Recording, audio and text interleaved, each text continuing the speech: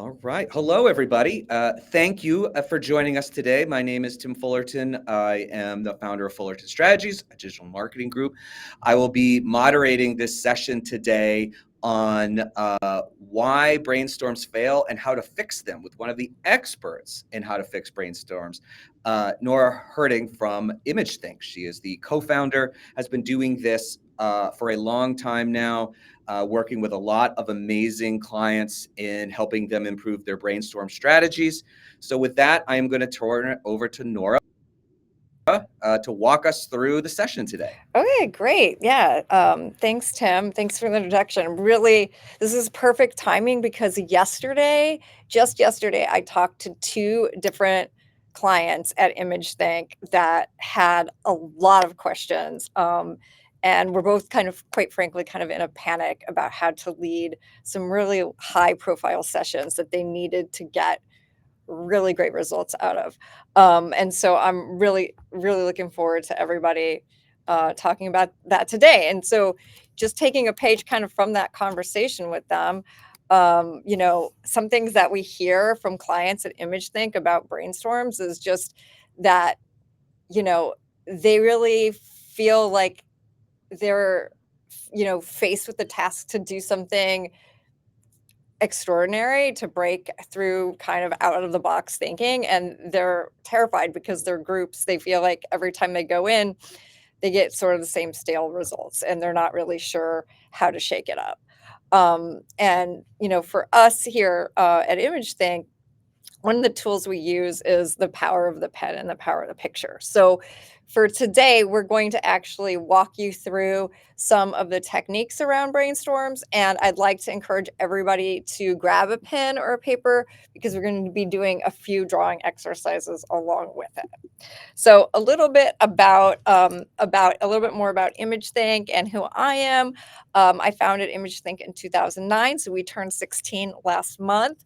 And in that 16 years, we really helped clients break through complex solutions, complex problems, highly challenging technical fields, um, business transformations, and we use the power of visuals to help them really align, clarify, and take actions on those results. And so in that 16 years, of course, a lot of those processes first involve coming up with great ideas or brainstorming some of those challenges that clients face. And so through that time, we've seen just many different brainstorming techniques, the ones that work, the ones that don't work, and have kind of cultivated our own approach to doing that. And I'm going to walk you through some of those techniques so that you can take those and use them right away.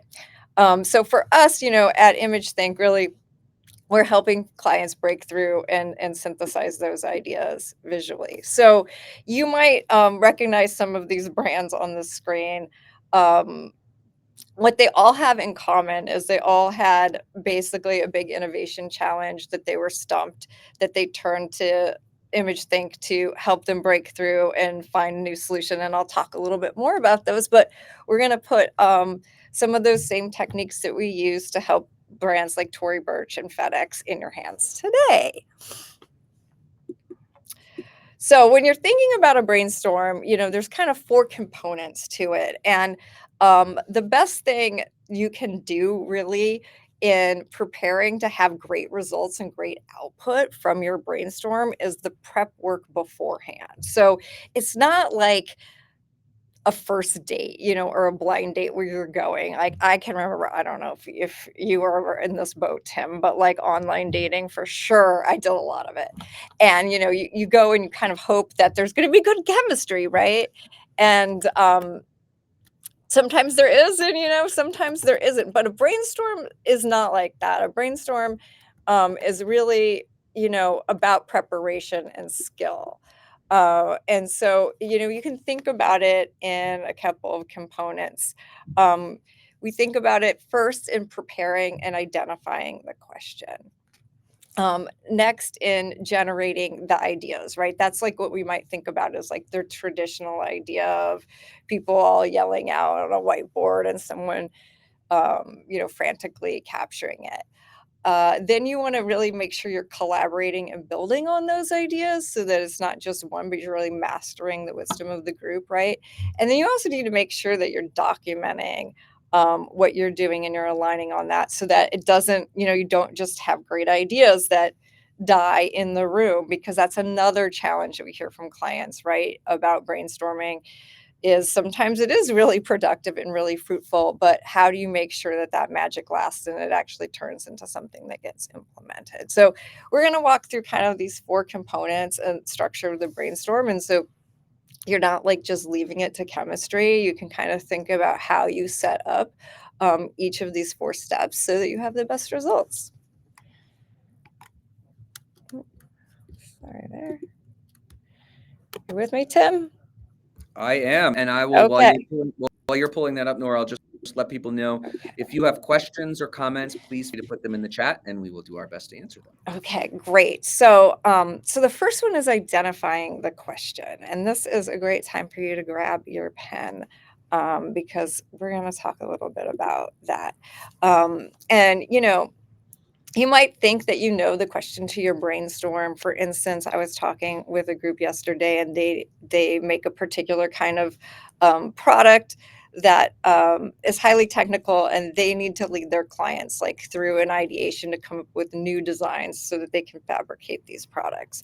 But it's really important first to actually take a moment and pause and say, what is the real problem that we're trying to solve in this session? I'm sure you've been in the position before where you've been with a group of people that are really, really excited, and they're really running with an idea, and they're solving just absolutely not the right problem, right? And so you want to make sure first that you've kind of aligned on the real question that you want to guide the group through, and we call that widening the frame.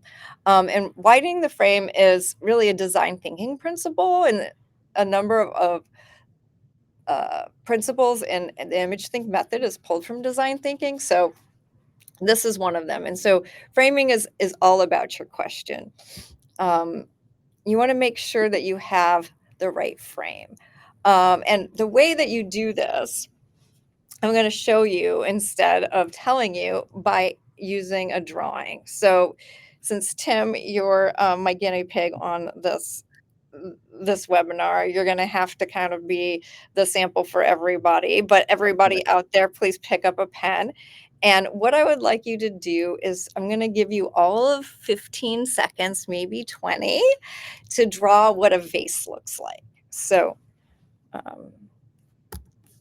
look at that.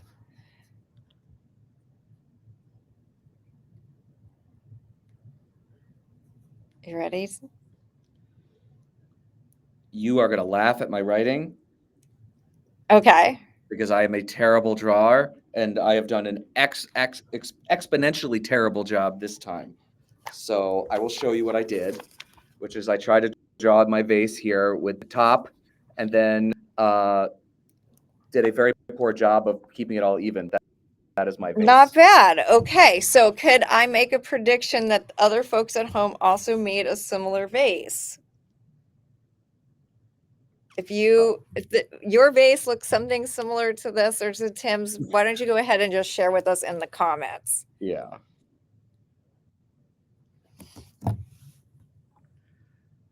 So how did I guess that you got a vase that looked like this?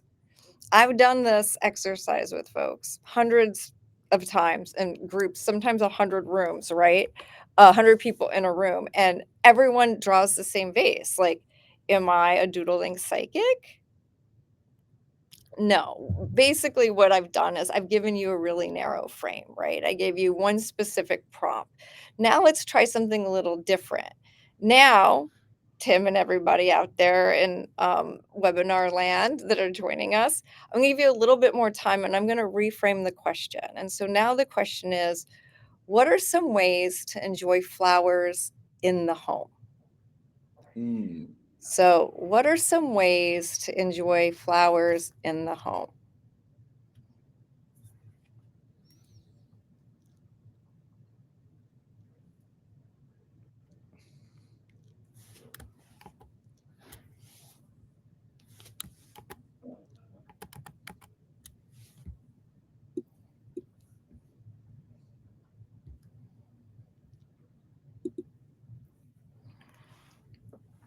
Okay. I see. Tim, you're really putting you on the spot. You're such a good sport. When was the last time you drew a picture? Oh, other than with my 5-year-old, it has been a very long time. It counts. 5-year-old drawings count. Okay. So I wonder what he'll make of it. So you want to show us what you got there? Was I supposed to write down ways you could or draw them, physically Draw draw them? it, but Oh, but I you did a could. Okay. Well, tell me what did we get?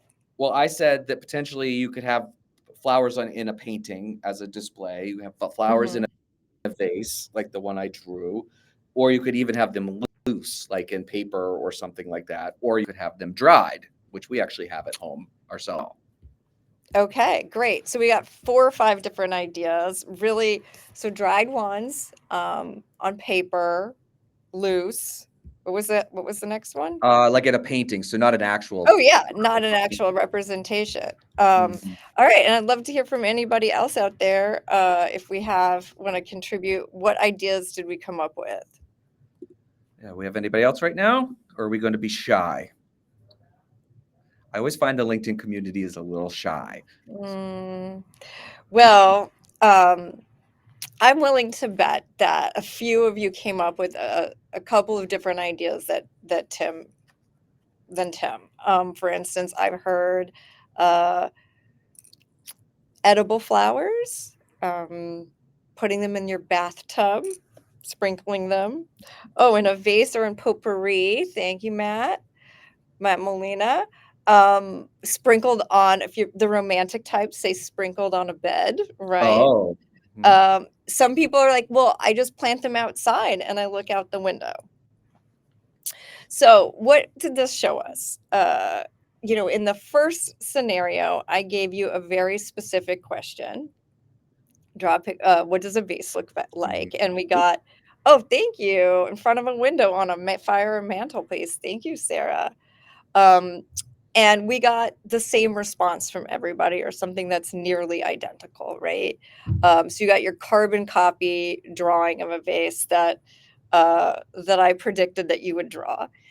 The second time, though, I widened the frame. Now instead, I've asked you how to enjoy flowers in the home. So I've taken something that the vase did, but n- removed a kind of the specificity of it into something broader. And as you could see, as a result, even within one person, Tim was able to come up with 4 or 5 different ideas. Um, which is a great demonstration. Thank you, Tim and folks. Here's some other options that we've heard from people in the audiences. We've seen drawings, drawing them on their shoe, actually, in potted. What are those called? The window boxes, or wearing them in your hair in the home. So by adjusting the frame, we're able to garner a lot of different kinds of answers. So the first thing is really thinking about that question. And again, if you're getting the same kind of response, and not really seeing a lot of different ideas, not finding the solution, think about your frame. So what does this look like in the real world? Well, years ago, the brand Tory Burch, some of you might have heard of it or might be wearing it, was looking to launch into the athleisure wear because, yoga pants are comfortable. And it was a really big trend, a decade or so ago. Thank goodness, right? Like, we couldn't have gotten through COVID if we hadn't had Lululemon and leggings. So what they brought us in because they wanted to have a session about how to market this new line, which they were calling Tory Sport, right? So we got there. We realized, though, that there was a lot of other questions that needed to be answered because they had not just the marketing people there, but they had the designers, like the technical designers there as well. And there was not a lot to find yet. Like the designers didn't know, like, how technical are the clothes. Is like this going to be like real performance wear? Like, are people going to wear this when they actually like run a marathon, or are we going to be going to brunch in these clothing? So there was a lot of things undefined. So what we realized that we had to do is we had to reframe the question, because the question had been, how do we market this new line of performance wear, but the frame was too narrow because they weren't even ready to answer that question yet. They needed to answer a bigger, broader question. And so what we did is we drew up these two silhouettes. And one of them we called the Tory Sport Muse, and the other one we called the competition, the anti-Tory Sport Muse. And we asked the group to really like first think about who is this for? Like who is going to be the customer that wears these clothes, right? And in a really broad sense. And you're in marketing, Tim, so you can appreciate this. It's like kind of like understanding your customer profile or your persona. Like how old was this woman? Where did she go work out? Like, was she going to Soul Cycle or was she, like powerlifting? And then after she wore these clothes and exercise, was she really good at brunch and like have a smoothie and some yogurt, or did she splurge and get like a big stack of pancakes? Because that's what I would do. And so they got really excited about this, and you could see they could fill the whole thing out, and they could really start to envision like who this woman was going to be. And then they also had a lot of fun about like, okay, who was it? Who is the competition? And you might recognize some brands there. So once that happened, everything fell into place. Sorry, my slideshow is really excited. Wants to move ahead faster than me. Because once we reframed the question more broader, they could answer these questions, and then everything started to fall in place. It was really exciting. Like then the technical designers were like, oh, okay, now we know kind of what material we need, and we know like how much stretch it needs to have, and really like what to design for. And then of course the marketing folks had a lot more direction because they were able then to say, okay, well, we know where to reach this person, we know how to speak to her because we have answers for it. And so by reframing this, we got where we needed to go, and Tory Sport launched and to great success. And we moved on. So if you're thinking here about the frame, here's a good way to think about it. If you find that you're getting too constrained results or they're just stale ideas, that's an indication, kind of like my vase question, that the frame is too narrow.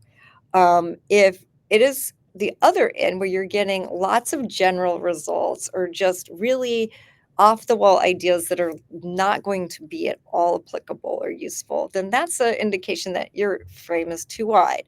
But the optimal place to be is that you get, a range of a couple of outliers that might be off the wall, but ones that also that you have enough that you can surprise yourself with those results, and within that there's some real contenders. So that's the idea of widening the frame.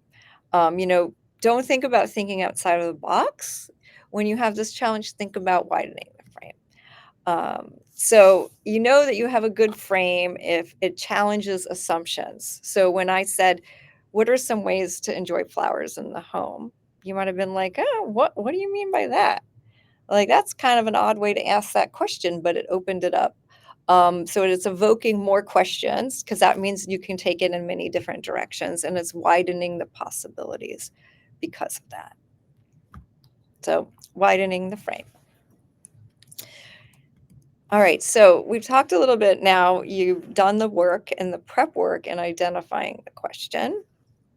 And that's all something that you have to do beforehand, right? There's work to this.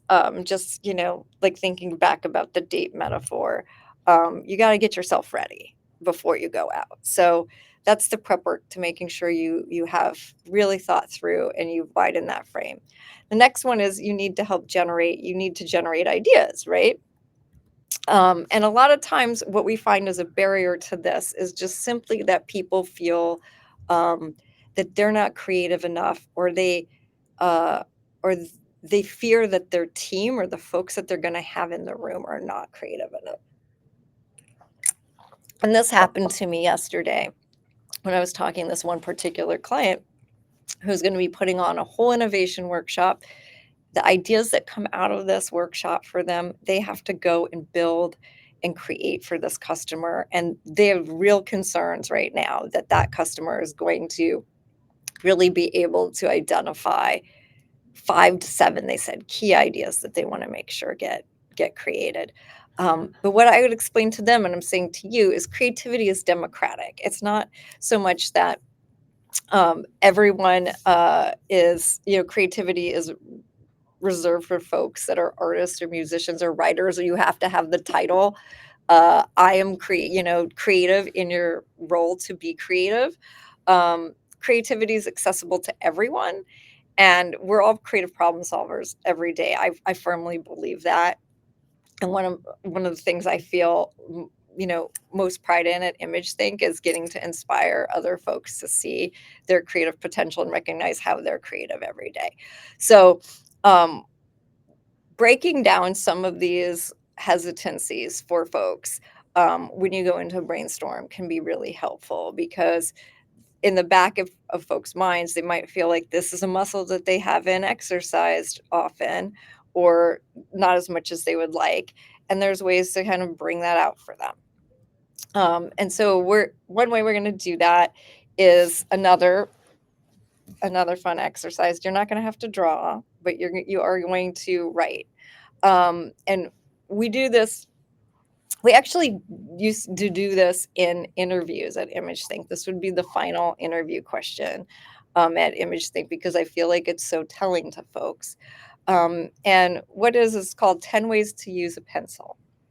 So I want you to just take a piece of paper, and I'm going to give you 30 seconds.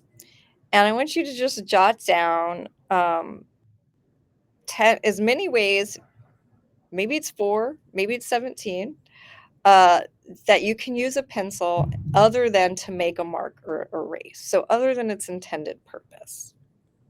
Are you up for this, Tim? I am ready. I don't know if how my answers are going to be, but I'm ready. Well, I'm glad you said that, because there is no criteria on the quality of answers at this point. It is just simply an exercise. So 10 ways to use a pencil.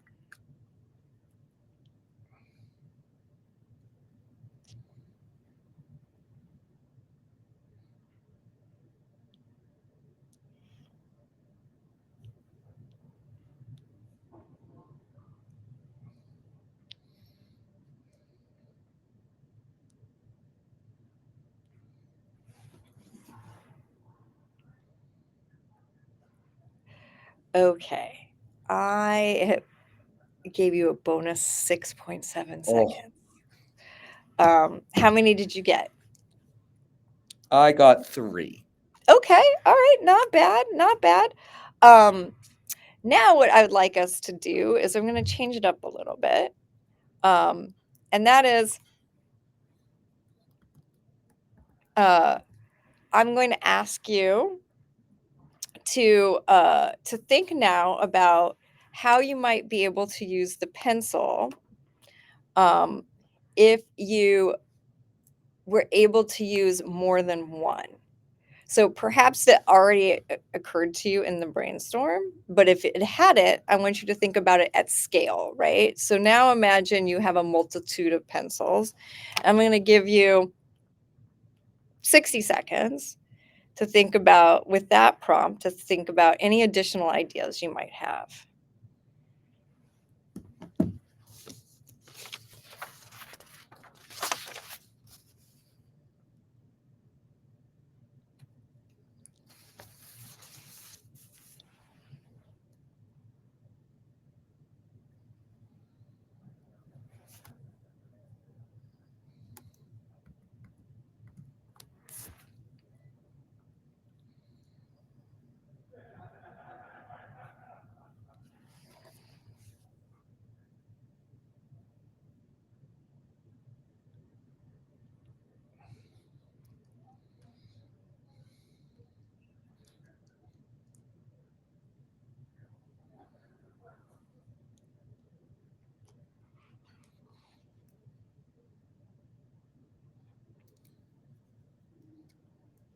All right, how's it going?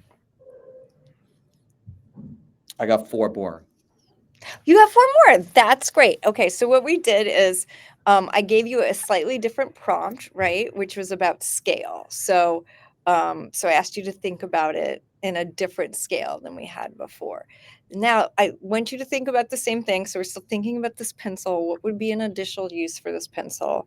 But now I would invite you to think about deconstructing it. So imagine, the materials in the pencil, right? You got the wood, you have the graphite inside of it, you got the eraser, right? And that little metal rig. And with that as a prompt, let's take another 60 seconds. Wow, I'm going to have to figure out how to turn the light on while you do that. And let's see if you could add a few more, everybody out there, to your list of alternative uses for a pencil.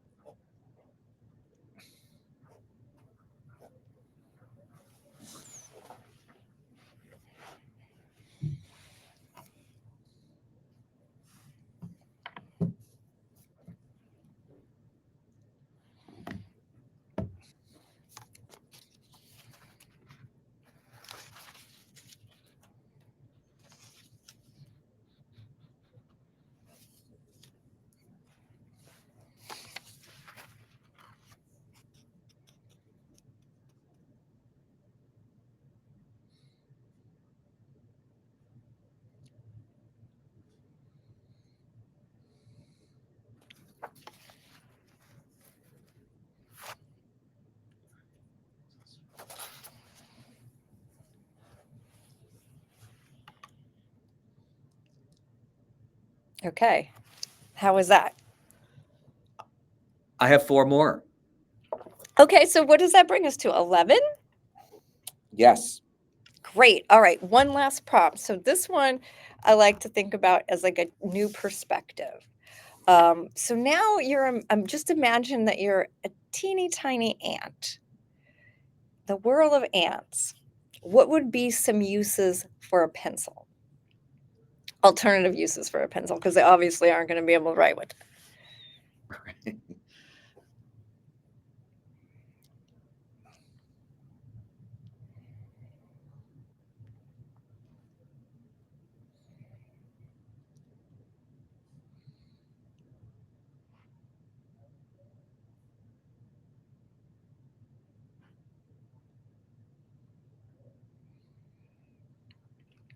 Wasn't there that movie like A Bug's Life? Yeah.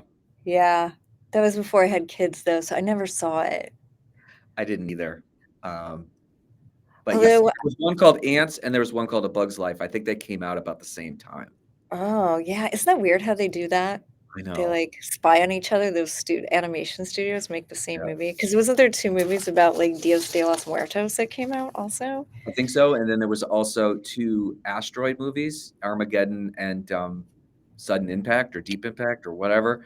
Both came 2 out within movies. a year or two. 2 movies I also didn't see. Okay, not fair. I'm distracting you from the task That's at okay. hand. I've got 2 so far. So Okay, great. So now we're at 13. Um, so would you? I mean, I don't know how everybody else feels, but I'm dying to hear your 13 ideas. I don't we might need a psychiatrist to help us with some of my answers here, but I'll read through them. So on the first prompt, which was to use the pencil except for its intended use, I think was the first one. I said to chew on like a stress reliever, which people do. To check to see if a surface is flat, whether it would fall off or not. And I'm sort of, I think this is a use, but not for me because my hair is short, but you can put the pencil in the back of the hair to sort of hold it together. So that was the first round. And then the second round, which will show you in a second that I'm a child of the 80s with the last one that I tell you. But they are, if you have multiple, you can pick things up, sort of like chopsticks. You could do that. Measure length, longer lengths. So if you knew how long the pencil was, you could measure something longer.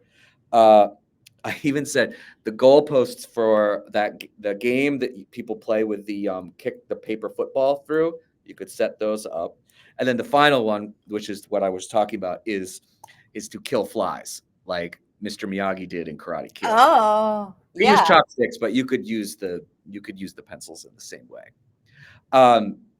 And then the deconstructed ones, I said like kindling, like shavings to start like a fire. I said, you'll laugh at this one, but I said scratch tickets. If you had the little metal piece, you could scratch like a penny or something you could use to get the stuff off to see if you've won or lost or not. Probably lost. That's really that I've never heard before, Tim. You also might rip it apart. So I don't know if that's a great one. Another one with if you had erasers, if you had multiples, you could use them for some sort of padding on like an edge or something. Like a padded room. Yeah, or if you had millions of them, you could do sort of like these soundproof boards that I've got behind me, but you could use that. And then the graphite, if you sort of melted it down, you could use it for the shafts of golf clubs or baseball bats because many of them they use graphite actually as the material because it's actually quite hard. So those were those, and then the ants. I only had two, and I said crossing puddles. So that if they could get across the place, they could put the pencil down and walk across it. Or you could use it to protect the nest. You could build sort of a like fortress around it and protect the queen.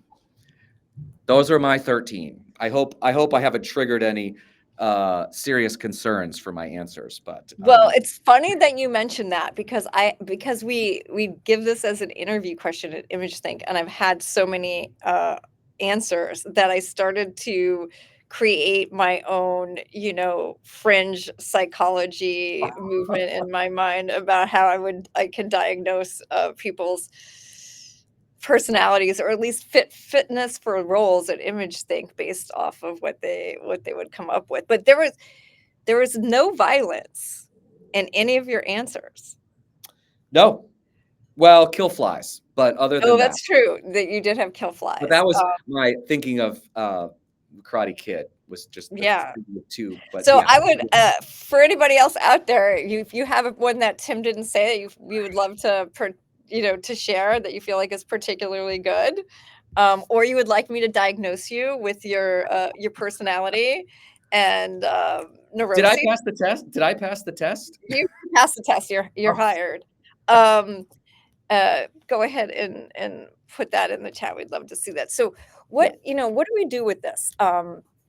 Because in any workshop or speaking engagement, I want to make sure that you leave with something that you can take back with you. And the reason I did this is to give you a couple of ideas around this other creative myth, which is that creative people just get their ideas out of thin air, which sometimes happens, right? You hear stories of people, having a great shower moment or relaxing on a beach and they have a flash of brilliance. But a lot of times it's really about um, having reactions to constraints. And so you saw that I gave you different prompts to react to, and then you were able to surprise yourself, right? Maybe initially when I said, "Oh, how do you use a pencil?" you thought, "Oh, I don't know. It's a pencil, Nora. Come on." But then as I gave you these prompts, as you could see Tim did, he was able to build on them. And we'll find that some people, maybe one of those prompts is more fruitful for some folks than others, right? Like the last one, you had two versus some of them you had four. But how do you apply this potentially in a business or work situation? So the first one was scale. So that could be a question of like, how would we approach this if we had 10 times the budget or 10 times the time? Or the opposite, how would we go about doing this if we had no budget or no time or a tenth of what we had? So you can start to play with scale to see, where you might find interesting ideas. For instance, another one is um, deconstructed. So, what would it be like if we embraced a weakness that we had, or what if we broke this into its parts? And then finally, the perspective, a way that applies, right? I chose an ant because we were using a pencil, but how would another industry approach our problem, right? Or how would maybe if we gave this to a Gen Zer or a child or a boomer or someone sitting completely in a different seat than we are, how would they approach this problem? So the last question about perspective is really around changing the lens in which you're looking at it. And for us, I asked us to imagine we were a tiny a tiny insect. Perhaps that would be helpful for your business, not sure, but certainly a change in industry or timeline, or time period could be really helpful. So those are some ways, as you're thinking about this, right, and we're moving into the generating ideas, is to start to think about how you might play with those kinds of prompts for those ideas. And all of the three that we did, you could that can easily map, with a little bit of imagination to your particular question. The other thing I wanted to say about that activity before we move on is it's in the generate ideas section, right, of our kind of 4 phases of a brainstorm. Um, but it's a great one actually to steal from me. I give you all permission, if you're here this afternoon with us, to borrow it, because what is also helpful is building up people's kind of creative confidence. And you could see, at the beginning, Tim's like, "Oh, I don't know, I'm going to try this," right? But by the end, then, you had 13 funny ideas.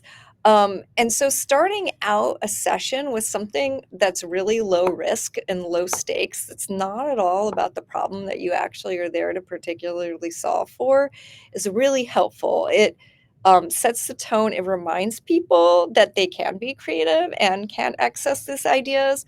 And then they can take that, what they learned around doing that experience and warming themselves up, just like you would warm yourself up, before you would run a race, and then move into actually trying to problem solve, and brainstorm the idea at hand, which is your question that you crafted to be just the right frame. Well, Nora, could I just chime in real quick, because Yeah. I will just tell folks that I am somebody that really canvas. So when I have done these brainstorms in the past, which I've worked for both startups like WeWork and then political organizations like the Obama administration and nonprofits. So I've been in a lot of brainstorms across different sectors, and I generally am one of the people who kind of sits in the back with my hands folded until things get going. So this is validation for the way you're talking about it, because this was sort of the opposite. You gave me simple tasks that I could think through quickly. So I'm just validating your approach, because normally I would not have come up with 13 or 14 ways to use a pencil without those guided, more, those prompts that you gave me. Oh, it's great. Yeah, and it doesn't have to be long, right? Like, I mean, I made it really short because I want to hold everybody's attention, since we only have a little bit of time together. But you don't need to give people 10 minutes, because what's going to happen is, like, they're gonna stall out, right? Like, they're gonna run out of gas. So actually making it sometimes really quick is helpful, and then, like, changing it up, right? So then I gave you the different perspectives or the different prompts as we went on really quickly, can be really helpful. So Yeah, I think that the 10 minutes for me has always been, I always end up talking to the person next to me. Whereas this I one, I'm could not imagine that, Tim. You? yes, but a bit of a talker myself, but yes, but like giving me a shorter period actually made me focus and get the task done. So it's definitely worked on me, who's normally, again, somebody that needs a bit of prompting to get going. So Okay, great. Well, I'm glad to hear that, if that worked out. So the next one is we want to talk about collaborating.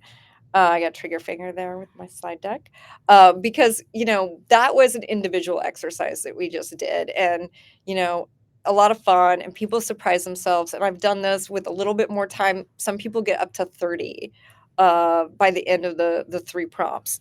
But you want to also be able to build on each other's ideas, because one of the things that also happens in a group brainstorm is it's a real opportunity for consensus and engaging and collaborating. And whatever ideas end up finally percolating to the top and getting selected, you want people to feel like they had a hand in that.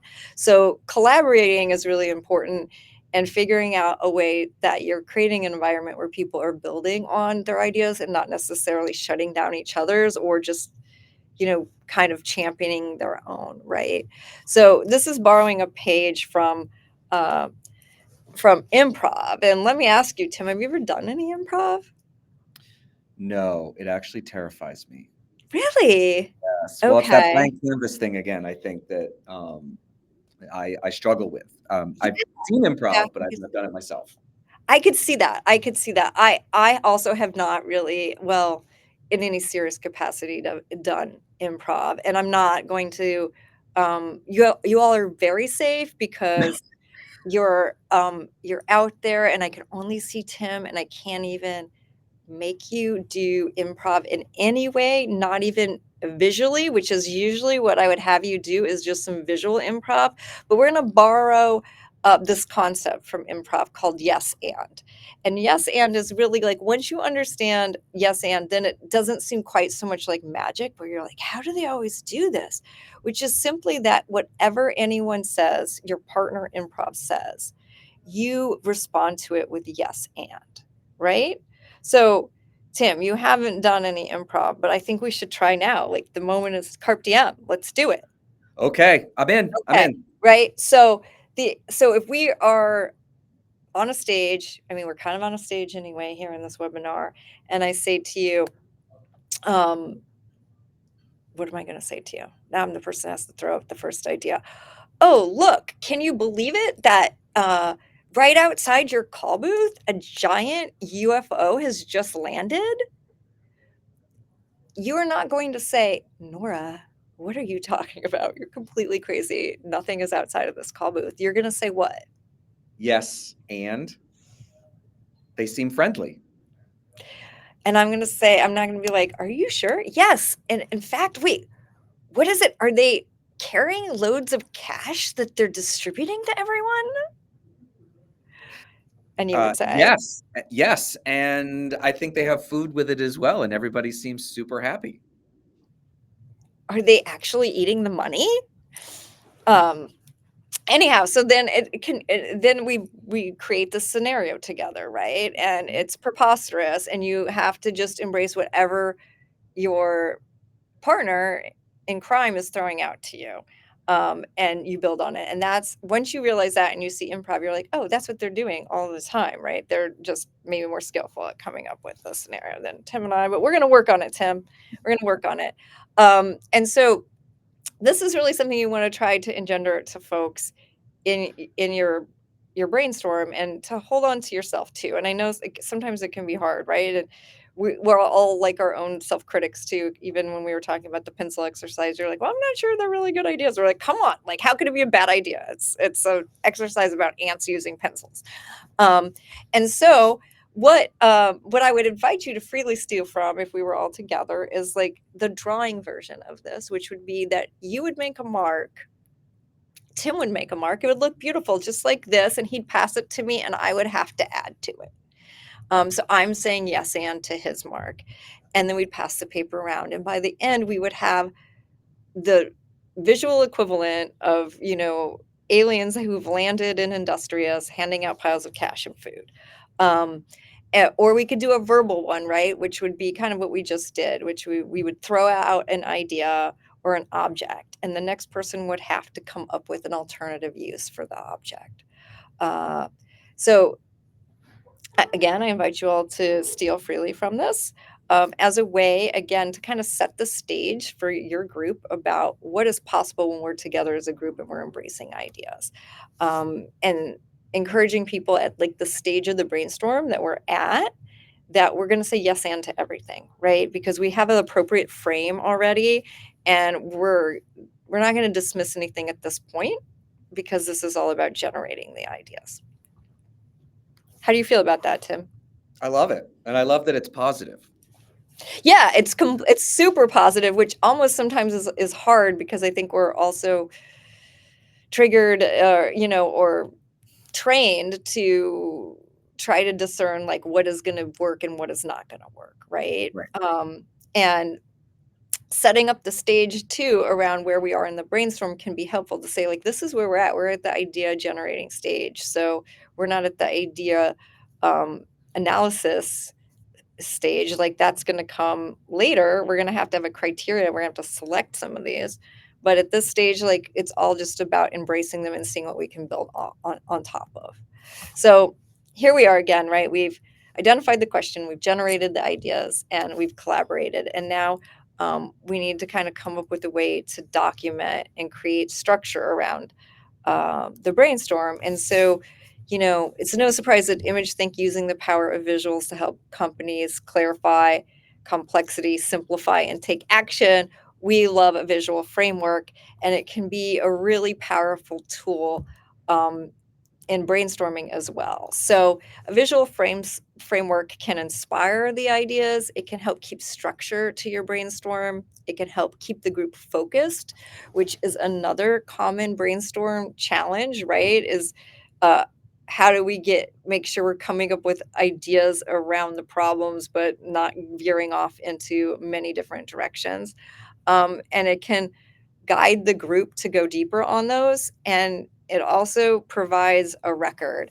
Um, how many folks have been in a session, right? Well, maybe everything has gone really well, and there's been a lot of really great ideas, a lot of energy, a lot of collaboration, but it hasn't been documented in any clear way. And at the end, there's maybe a bunch of post-it notes at best, and the meeting wraps, and things get shuffled, and it doesn't get picked up for months, right? So the visual framework can solve all of these things. It can look like many different things. I got a couple examples here, but I want to tell you a story first. So um, in this story, uh, our our client Randy had come to us because she had a new job. And not only did she have a new job, but it was a new role. It didn't even exist in this company before. So there was a lot of ambiguity for her, and she was going to have a meeting to kick off her employment there and what she was going to be doing, and her boss was coming, and then her boss invited her boss, and then her boss invited her boss's boss's boss, and Randy started getting really nervous. So she called up Image Think, and she said, I think I want you guys in this meeting. And we went in to meet with her, and she said, okay, well, I put together this PowerPoint matrix. Ugh, of all of these questions that I have for all of these leaders. And she put it up on a screen, and like it was such an eye chart. And I started to get really concerned because I was just thinking, there's no way, there's 2 hours in this meeting that they're going to get through any of this. And I said to her, I'm sorry, but what is it that you want at the end of this meeting? Right. So, like, what is the question? And she said, well, that's easy. I want to know what they want me to do in the order they want me to do it. And I said, okay. And I went over to the board, and I had like this moment with the pen where I was like, this is either going to sink or swim. And we drew up this little drawing. And I held my breath, and she looked at it and she said, I love it. And what it is this is what it ended up looking like at the end, is something that we call the bridge to the future, right? And so in this case, the brainstorm was really like, what is the future of Randy's job, and what is she doing for this organization? And we depicted here a current state, a future state, and key actions. And then we went into the meeting, and we actually had 4 of these, and one person was virtual, one group was virtual. And in the space of 2 hours, we had these senior leaders go through this template, and we visualized up all of their answers. And here's Brandy in the session right there. And so at the end of it, not only was she able to get clarity around all the problems that these leaders had, what they wanted her to solve in her role, um, and the steps in which they thought she needed to take. But she said to me she also had like a really clear action plan for her new team about what it was that they needed to do. And that all came out of one 2-hour meeting. At the end of the year, in her review, which went great, her performance review, they actually cited this meeting and this template as just her creativity and leadership in coming into the organization. So I was very proud of that in the story. And in fact, this bridge to the future template is something we use so often that I put it in my book called Draw Your Big Idea. I'm going to show you, it's on, there's a page right here. Looks a little bit different, but it's the same premise, right? But Nora, So did you think you're sharing your screen? Because we actually don't see it right now. you don't see it? No. I sure do think I'm sharing my screen.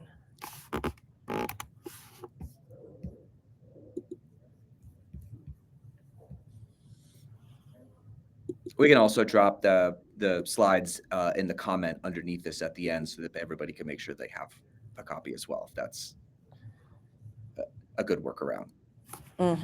Yeah, I'm so sorry about that, but That's okay. where do I share? How do I get back to sharing my screen, Tim? That arrow, yeah, the middle button Here there. we go. There you go.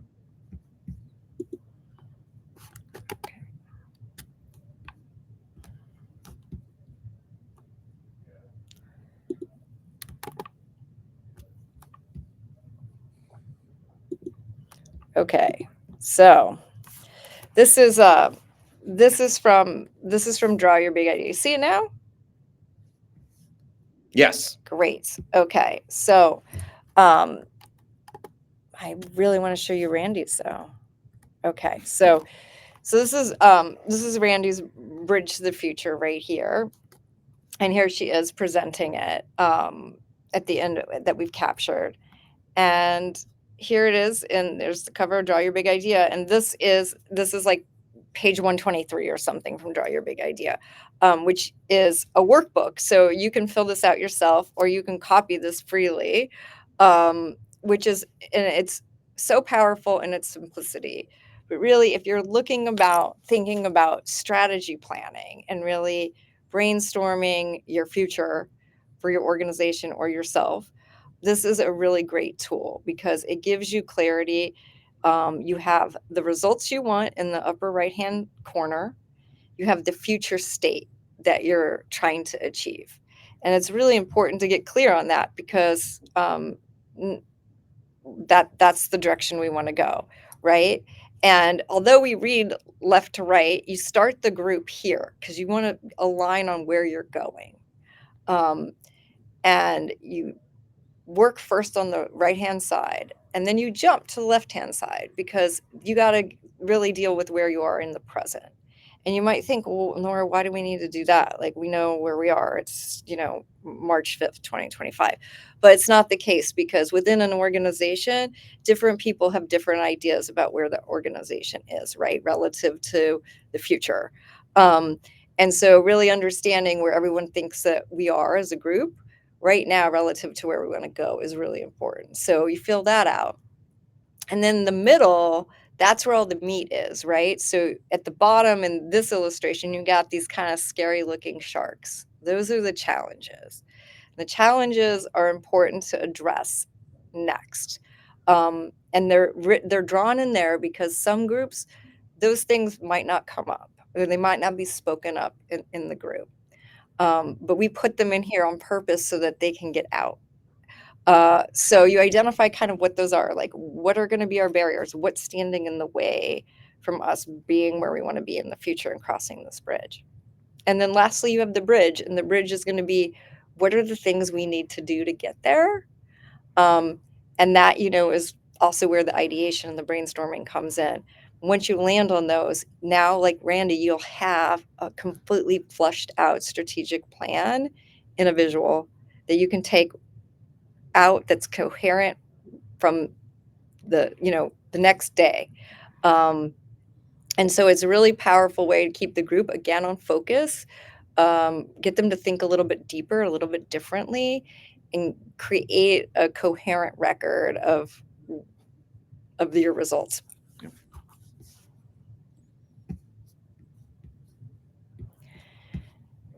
So Okay. So Nora, we are at 12:55. So I don't know if you have any other things or if you are good to go. All I would say to this crew is make sure you go to imagethink.net to learn more about this brainstorming work, but also all of the amazing work that Nora and the ImageThink team do to help facilitate meetings with a term called graphic recording, which Nora is one of the pioneers of. And it is really an amazing thing to watch come to life and really enhances meetings and the takeaways and for people to actually retain information. So I highly recommend going to imagethink.net and checking it out. And do use the contact us form to send a note to Nora and the team if you're interested in working together. I think that's all I've got now. Nora, do you have any parting words you want to want to say before we bid adieu to everybody? Oh, well, we had a QR code, but I can't seem to pull it up right now. Perhaps should we post in the chat a way to get in touch with us? Yeah, we can drop that in there. It is imagethink.net to get in touch, so everyone sees that. If I hit the button correctly. Oh, I will have to drop it in after we close this out. This is one of the funny little quirks of using a third-party tool to broadcast. So we will do that. But for folks, it's imagethink.net. And you can find Nora and I on LinkedIn, obviously, as well. So if you want to get in touch that way, that is also another way to do it. But I want to thank Nora for walking us all through this. Oh, Matt just dropped it in the chat. Great. It's imagethink.net/contact. I want to thank Nora for walking us through all of this. I know I have a lot of takeaways to do my internal brainstorms better. So thank you, Nora. And thank you, everyone, for spending an hour with us. And we look forward to talking to you soon. Have a great day. Thank you. Thanks, Tim. Thanks.